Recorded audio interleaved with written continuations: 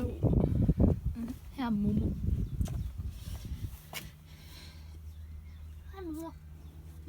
Ser jeg til kameraet? Noget pus. Herovre har vi vores to hænder. Det er Sutte.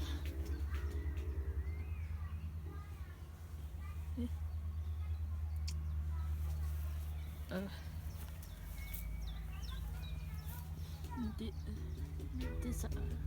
Hej, jeg Kari. Han ser godt ud, knægten. Hej, mand.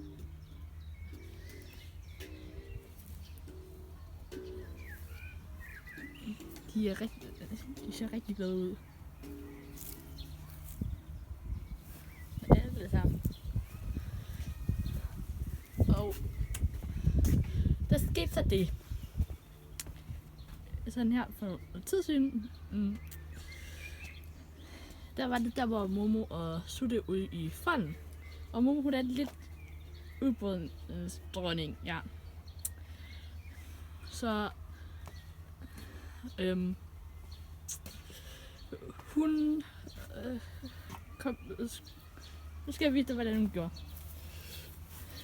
Altså, Sutte, han var en lige ved siden af. Var i buret lige ved siden af. Så hun gjorde det, at hun skubbede hegnet op under, så kravlede hun under. Ind til Sutte. De parter kort tid godt nok. Så var det sådan, at vi troede ikke, at der ville ske noget. Så, men så er der gået 30 dage. Og så kom jeg ud og skulle fodre mine kaniner.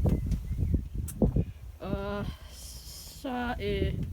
så er Momo, hun havde bygget rede. Det er så fint. Og så gik jeg ind og sagde til min mor, at der var en rede, og så sagde hun, at der ville komme unger. Så det til dag, for jeg havde sådan håbet for, at der lige var dømt en lille unge nede i reden. Måske flere, men der var kommet en, men den klarede sig ikke. Så ja. Han er hurtig til at parre den knækken, det er han godt nok. Men ja. Det var det. Hej.